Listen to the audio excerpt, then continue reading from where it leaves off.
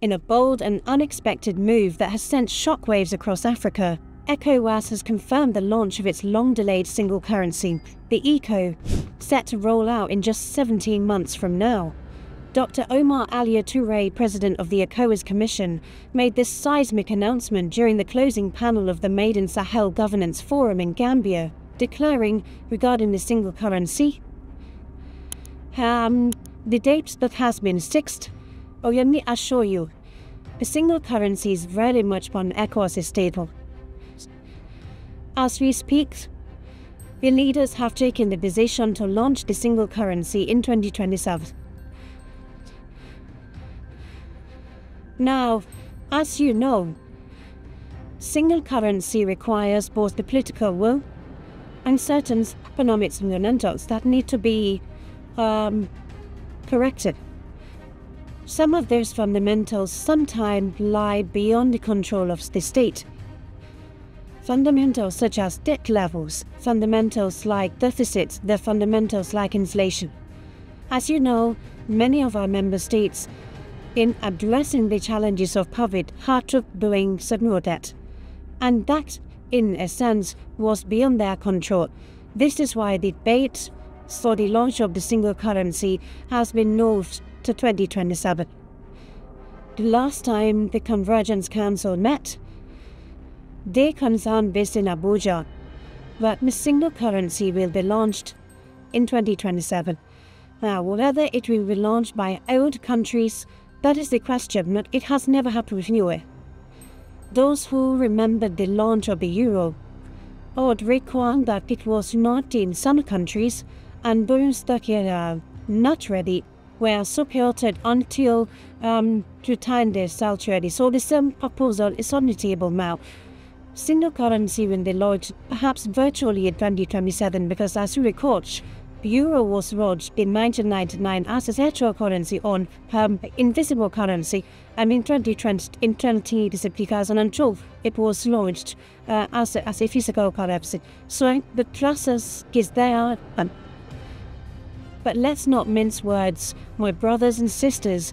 This sudden urgency reeks of desperation. For decades, ECOWAS has dangled the promise of a unified currency before the people of West Africa, only to postpone it repeatedly, leaving us tethered to the suffocating grip of the French-controlled CFA franc. Now, with Burkina Faso, Mali and Niger breaking free from ECOWAS to form the Alliance of Sahel States, AES, achieving in mere months what ECOWAS has failed to do in decades, the regional bloc is scrambling to prove its relevance. Is this rushed eco-launch a genuine step toward economic emancipation, or is it a panicked reaction to the AES's audacious defiance and a bid to counter France's neo-colonial stranglehold? Let's dive deep into this unfolding saga and uncover the truth. For years, ECOWAS has teased West Africans with the dream of the ECO, a currency meant to unite the region's 12 remaining member states: Benin, Cape Verde, Côte d'Ivoire, the Gambia, Ghana, Guinea, Guinea-Bissau, Liberia, Nigeria, Senegal, Sierra Leone, and Togo into a formidable economic bloc. The idea was first mooted in the late 1980s, with the West African Monetary Zone, WAMZ, established in 2000 to lay the groundwork for a single currency among non-CFA franc countries like Nigeria, Ghana, and the Gambia, which would later merge with the CFA franc used by francophone states. The ECO was initially slated for launch in 2003, but delays pushed it to 2005, 2010, 2014, 2015, 2020, and now 2027. Why the endless delays? ECOWAS has cited everything from economic disparities and the 2008 financial crisis to the COVID-19 pandemic and political instability. Only Togo consistently met the 10 convergence criteria set by the West African Monetary Institute, including single-digit inflation, fiscal deficits below 4% of GDP, and sufficient foreign exchange reserves. Heavyweights like Nigeria, which accounts for 2/3 of ECOWAS's GDP, and Ghana, plagued by double-digit inflation and soaring debt, have struggled to align their economies. Meanwhile, the region has been battered by relentless challenges. Military coups in Mali 2020, Burkina Faso 2022, and Niger 2023 exposed ECOWAS's inability to uphold democratic governance. Its heavy-handed sanctions, border closures, and threats of military intervention, particularly after the Niger coup, alienated these Sahel states, pushing them to exit the bloc. Terrorism and insurgency, particularly in the Sahel, have further strained ECOWAS's credibility, with the organization failing to provide meaningful support against jihadist threats. The most humiliating blow came on January 29, 2025, when Burkina Faso, Mali, and Niger officially withdrew from ECOWAS, forming the AES and accusing the bloc of abandoning its Pan-African ideals for Western interests. Colonel Amadou Abdrahmane, Niger's junta spokesman, didn't hold back. After 49 years, the valiant peoples of Burkina Faso, Mali, and Niger regretfully and with great disappointment observed that the organization has drifted from the ideals of its founding fathers and the spirit of Pan-Africanism. This exit, effective after a year-long notice period, stripped ECOWAS of 76 million people and over half its geographical area, exposing its fragility and sparking a legitimacy crisis. While ECOWAS floundered, Burkina Faso, Mali, and Niger wasted no time in forging a new path. On September 16, 2023, they established the AES, a military and economic pact aimed at countering ECOWAS's sanctions and asserting sovereignty, led by visionary leaders, Captain Ibrahim Traoré of Burkina Faso, Colonel Assimi Goïta of Mali, and General Abdourahmane Tiani of Niger. The AES has achieved in months what ECOWAS couldn't in decades. Let's unpack their audacious moves that have left ECOWAS reeling. The AES's cornerstone is its joint military force, a robust response to the Sahel's persistent security threats. Unlike ECOWAS, which has relied on ineffective sanctions and Western-backed interventions, the AES has prioritized self-reliance. This force, bolstered by Russian training, weapons, and mercenaries, is designed to combat jihadist insurgencies that have plagued the region for years. Russia's growing influence has provided these nations with an alternative to Western alliances, allowing them to build a formidable military apparatus. Posts on X highlight the AES's determination to break free from Western control, with Burkina Faso's Traoré stating, "Anything that maintains us in slavery will break those bonds." This military pact isn't just about defense, it's a symbol of sovereignty. The AES countries have rejected ECOWAS's threats of intervention, particularly after the Niger coup, and have instead pooled resources to create a force that prioritizes their people's safety over foreign agendas. This move has shocked ECOWAS, which has struggled to coordinate effective peacekeeping efforts, leaving the Sahel to fend for itself against terrorism.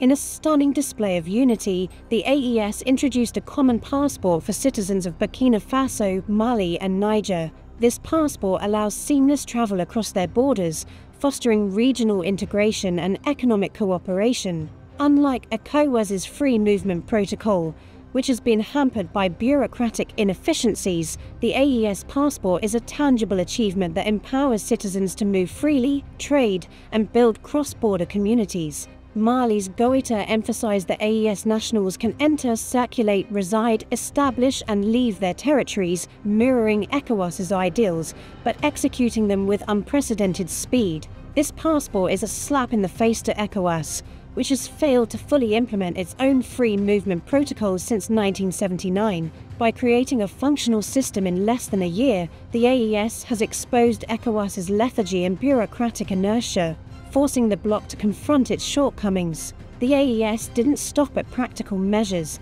They've crafted a powerful narrative of independence. The alliance unveiled a new flag and national anthem, symbols that resonate deeply with their citizens. These emblems reject the colonial legacy and embody the Sahel's quest for self-determination. Unlike ECOWAS, which has leaned on Western-backed symbols and rhetoric, the AES's flag and anthem are a rallying cry for Pan-Africanism, galvanizing citizens in Niamey, Ouagadougou, and Bamako to embrace their shared destiny. These cultural milestones have left ECOWAS scrambling to maintain relevance. The bloc's inability to inspire such unity underscores its disconnect from the aspirations of West Africans, particularly in the Sahel, where anti-French sentiment runs high.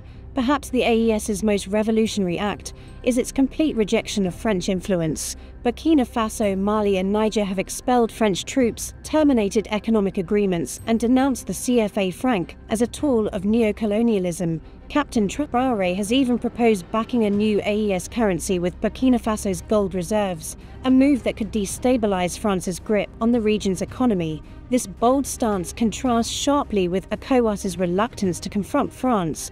Despite widespread criticism of the CFA franc's exploitative structure, France's reaction has been one of begrudging acknowledgement. President Emmanuel Macron's insistence on maintaining French troops in Niger, despite local demands for their withdrawal, only fueled anti-French sentiment. Polls in Niger show 98% of citizens want French forces out, and 92% are willing to endure ECOWAS sanctions to achieve this. The AES's defiance has exposed France's waning influence, forcing ECOWAS to accelerate the ECO to avoid being outmaneuvered by the Sahel's new bloc. The AES isn't just content with military and cultural unity, they're exploring a common currency to replace the CFA franc. General Tiani of Niger called it a first step toward breaking free from the legacy of colonization. This potential currency, possibly backed by natural resources like gold, could rival the ECO and further undermine ECOWAS's authority. The AES's rapid progress in coordinating economic policies,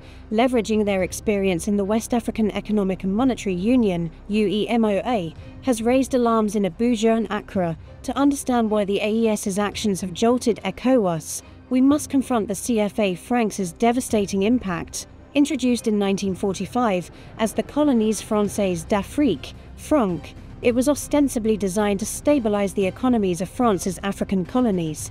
In reality, it entrenched economic dependency. 8 ECOWAS countries, Benin, Burkina Faso, Côte d'Ivoire, Guinea-Bissau, Mali, Niger, Senegal and Togo, use the West African CFA franc, which is pegged to the euro and managed by the Central Bank of West African States, BCEAO, under French oversight. The CFA franc's structure is a masterclass in neo-colonial exploitation. Member states must deposit 50% of their foreign exchange reserves with the French treasury, limiting their ability to invest in development or secure credit. French representatives on the BCEAO's board influence monetary policy, ensuring it aligns with Paris's interests.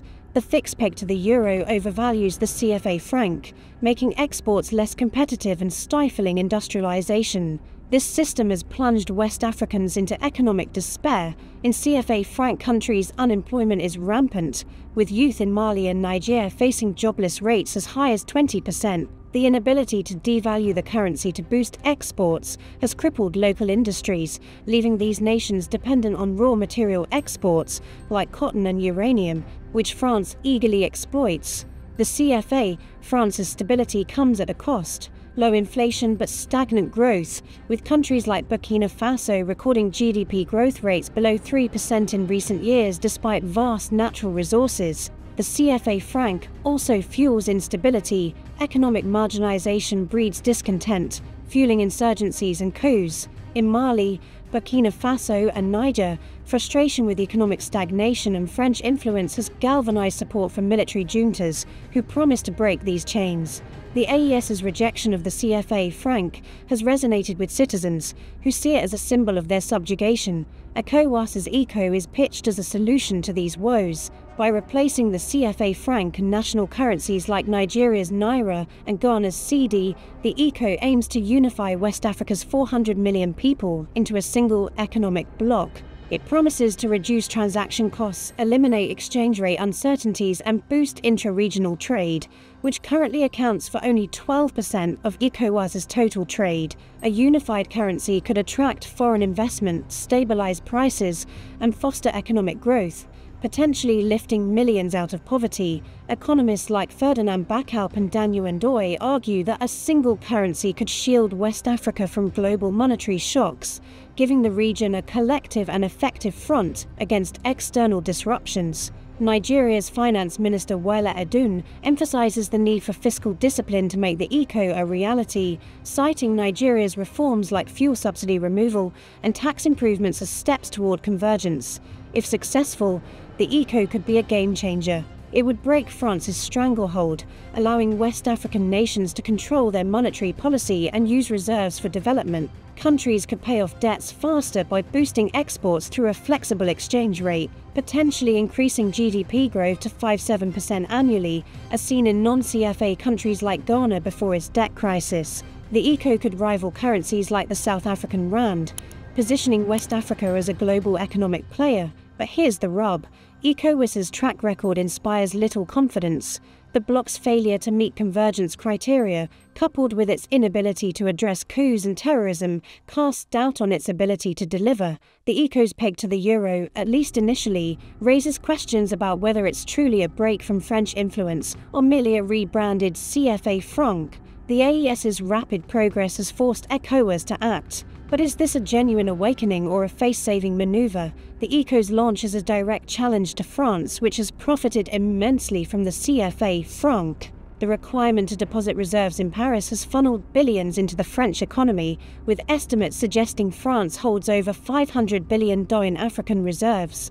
Losing this control would be a body blow to France's influence in Africa, already weakened by the AES's expulsion of its troops. France's reaction has been a mix of denial and damage control. The ECO's promise to end French representation on the BCEAO and reserve deposits is a nightmare for Paris, which sees its economic leverage slipping. The West, too, is uneasy, as a unified West African currency could reduce reliance on the US dollar and euro, challenging their global dominance. While ECOWAS grapples with its identity crisis, the African Union, AU, remains a toothless giant. The AU's Agenda 2063 envisions a united Africa with a single currency, but corruption and weak leadership have stalled progress. The AU expressed grave concern over the AES's exit from ECOWAS, urging dialogue, but has done little to bridge divides or challenge neo-colonial structures like the CFA franc. A continental currency could transform Africa. With a population of 1.4 billion and a combined GDP of $3 trillion, a unified currency could compete with the USD and euro, fostering intra-African trade, currently at 15%, and attracting investment. It could stabilize economies, reduce debt burdens, and position Africa as a superpower. But corrupt leaders, beholden to foreign interests, have prioritized personal gain over unity. The AU's failure to enforce governance standards or support initiatives like the ECO has left Africa fragmented. The ECO's launch is a historic opportunity, but ECOWAS must prove it's more than a reaction to the AES's defiance. The bloc must enforce convergence criteria, invest in infrastructure, and prioritize citizens over foreign powers. The AES's success shows what's possible when leaders prioritize sovereignty and unity. Burkina Faso, Mali, and Niger have exposed ECOWAS's weaknesses, forcing it to act. But the ECO must be a currency for the people, not a tool for elites or a rebranded CFA franc. My fellow Africans, the AES's bold moves and ECOWAS's rushed ECO launch are a wake-up call. We must demand accountability from our leaders and reject neo-colonial shackles. The CFA franc has bled West Africa dry, but the ECO and a potential AES currency offer hope for economic emancipation. Let us rally behind this vision, hold the AU accountable, and build an Africa that sits proudly at the table of global powers. The time for liberation is now. Let's seize it. My fellow Africans, as the dust settles on the seismic shifts in West Africa, the stage is set for a transformative era. The launch of the ECO in July 2027, coupled with the Alliance of Sahel States, AES, bold strides, marks a pivotal moment in our continent's quest for sovereignty and prosperity. This is not merely a currency swap or a regional spat, it's a clarion call for Africa to reclaim its destiny. The ECO represents a chance to forge a unified economic front, unshackled from the chains of neo-colonialism, while the AES's defiance lights a path for self-determination. But what should Africans expect from this historic juncture, and how must we act to ensure it delivers for our people? Expect a fierce battle for economic control. The ECO could empower West Africa's 400 million citizens, fostering trade, stabilizing markets, and unlocking billions in reserves for development. Imagine roads connecting Lagos to Dakar, schools rising in rural Senegal, and hospitals thriving in Togo, funded by wealth no longer siphoned to Paris. Yet, the ECO's success hinges on ECOWAS's resolve to prioritize citizens over foreign interests. Africans should demand transparency, rigorous economic reforms, and accountability to ensure this currency isn't a rebranded tool.